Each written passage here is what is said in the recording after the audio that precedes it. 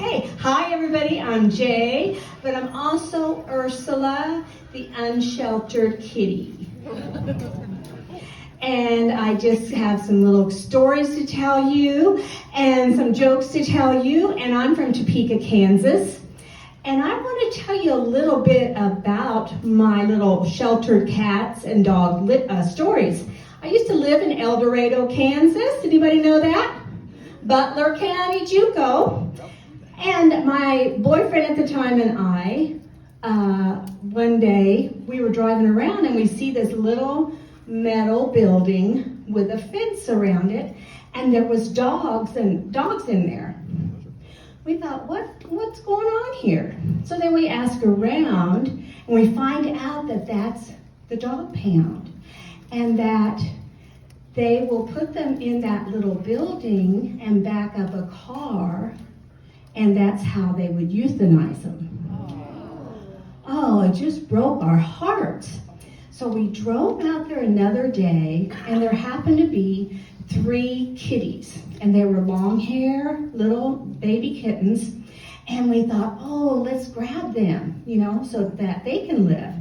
So they were gray, and one of them was a calico, and the other one was another gray one, and he escaped and he ran into that little building.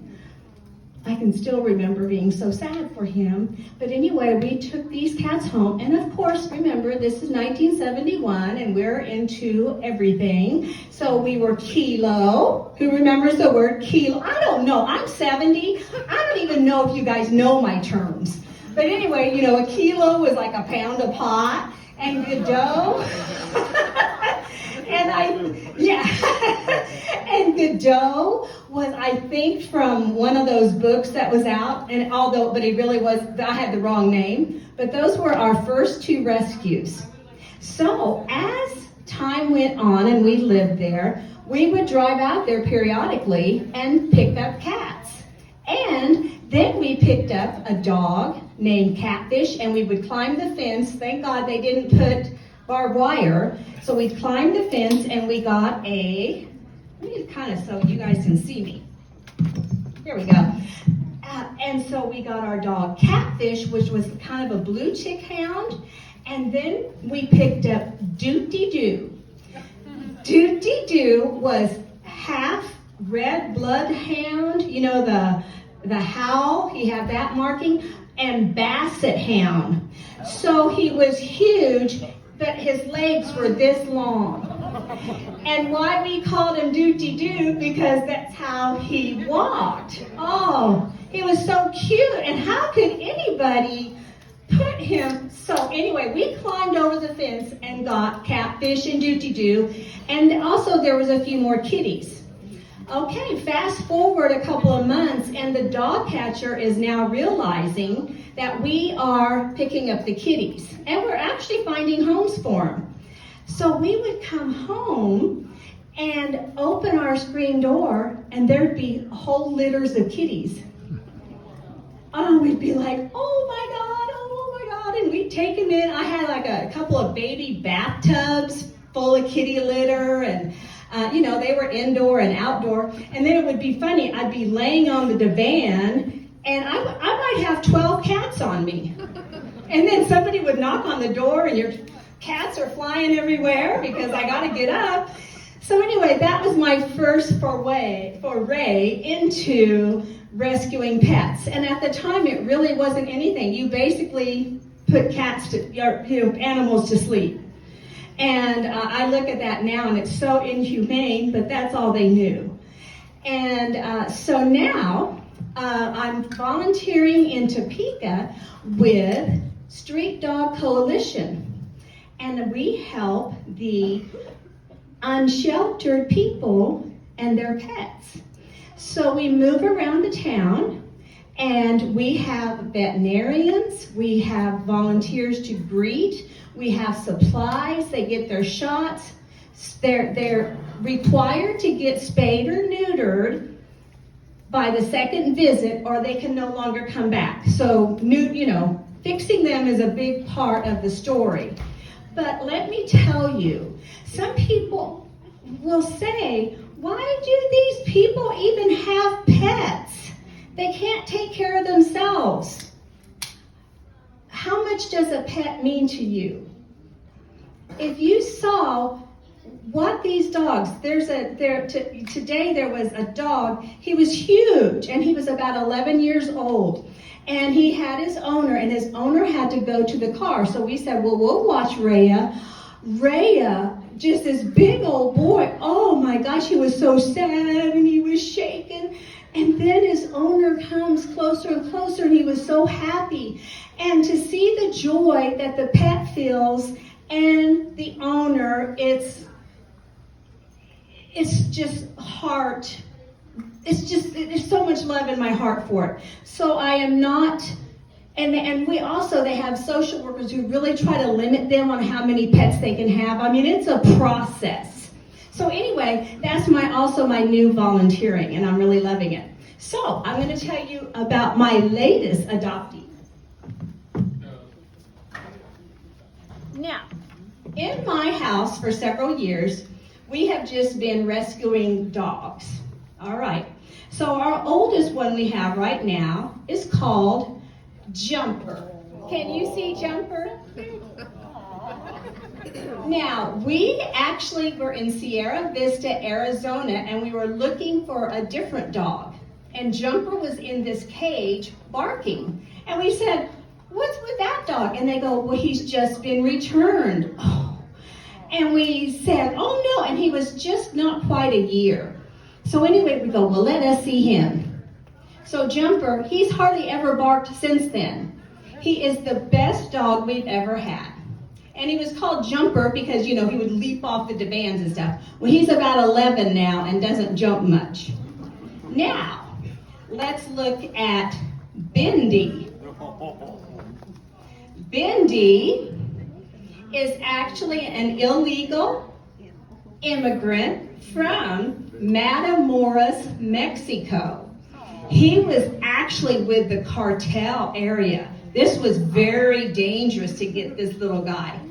And she was tied to a tree in the rain in Matamoros, Mexico. We heard about it, and the lady went over there and untied Bendy and brought her over to Brownsville, and then we met her in the parking lot. It was very clandestine. Well, I didn't know we were going to get shot, our heads cut off, but anyway, we did all of that for Bendy. And she weighed 4 pounds, and Jumper hated her. Jumper did not look at her for 3 weeks. Then they became buddies. Now, 6 weeks ago, I'm really looking at kitties, because I'm really a cat person. Remember all those cats I used to have. So we go to the shelter, and I come home with Sugar Kitty. This is Sugar Kitty. Now, Sugar Kitty is already 2. She's already had a litter of puppies. I hope not. Yeah, she's already had a litter of kitties, and she's just been spayed. So we bring Sugar home. Well, for the first month, Sugar lived behind the washer because Bendy hates her. And Jumper just does whatever Bendy does. So every time she pokes her head out, there's all this growling. So after a month, she eases her way out, and I have a tower for her, but she takes over our guest bedroom and lives in there and has knocked everything off, all of my shelves and dressers, and now that's her new place of living. All right? Now, she comes to the living room in the tower with the dogs in the living room, but if she jumps down, then we fight. So now, a purring cat to me is like a Valium. And I take enough drugs for my anxiety, but a purring cat is really soothing. So, Sugar Kitty and I share the guest room. Bendy and Jumper and Denny sleep in the other bedroom. And that's how it's going to be until we all get along. And I'm going to tell you, nobody's getting any pussy until that happens. All right. There's no children here. Remember, this is adult.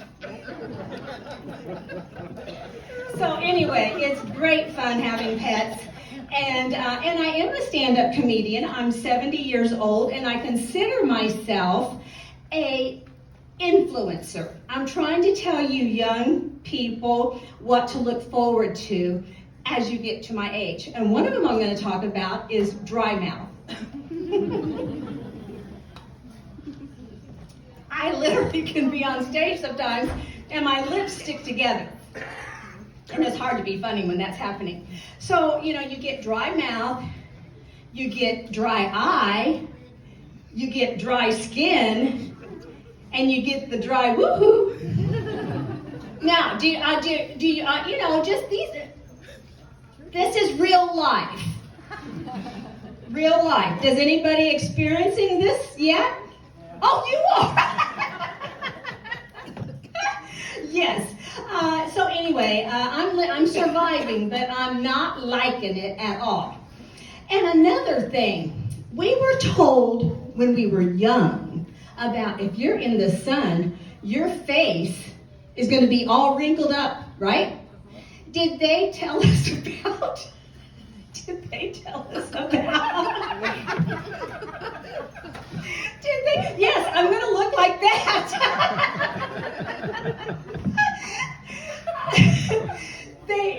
So they didn't tell us about crepey skin. Who's experiencing this yet? Yes, you got it all. You and me are like kindred spirits. So crepey skin is one day you got your sleeveless top on and you stick your arm out for some reason and the sun hits it and you go, what the hell? And I didn't even know what it was called. Well, I have some crepe erase. It doesn't work, so don't buy it. I was lathering it on. It says it has all that acid in it and stuff. It's not working. Now, another thing is we were not told to do push-ups for our whole life so that we didn't have flappy underarms. Now, I discovered this not really too long ago because I had cataracts, so I wasn't seeing it. Once I had the surgery, I was reaching for my mahjong tiles. And I kept going, what's that? I kept seeing. And then I went, what the hell? And it was my flappy underarm flapping when I picked up that tile. I'm like, for God's sake, it's enough. It's enough. Well, then, I'm going to surgery in a couple weeks because guess what? I got a droopy eyelid. Well, that's not the only thing drooping. I'll tell you that right now. Everything droops, including the woohoo. So I got to go in and have this eyelid, and they're going to turn it inside out and put a stitch in it so that it quits drooping. I'm like, no. I wanted to be that woman who's J. Patterson climbed Mount Everest at 70. That's who I wanted to be. Not having my frickin' eyelid turned inside out and a stitch made. We have goals. So then, last year, I was 69. So my husband and I thought, why don't we try that position? Just for fun.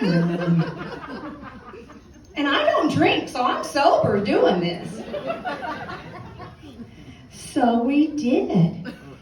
And it was really fun for a few minutes, and then we got all tangled up in our CPAP machines. Oh my God, just think, 69 CPAP masks. And you know what? I haven't used that CPAP machine since. I'm not. So my granddaughter says to me, I just can't, she's 13. Why does she know 69? I don't know. She goes, I can't believe you do that 69 joke. Oh my God. And I said, well, oh my God. Get over it. I'm 70 now, and I don't even have a position anymore. It's the truth, my God. Then the other day, I planted, wait a minute, hang on.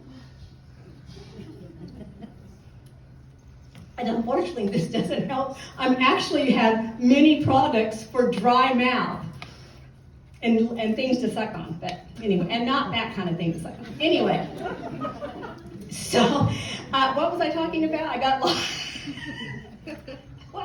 Plants. So I planted a couple of really pretty flowers. One of them was called an Armenian joystick. And the other one was called a coxcomb. Like, who thinks of these names, for God's sake?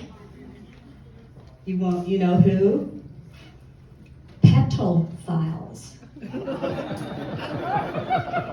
Come on, you got to like that one. I'm sorry, I'm very proud of that joke.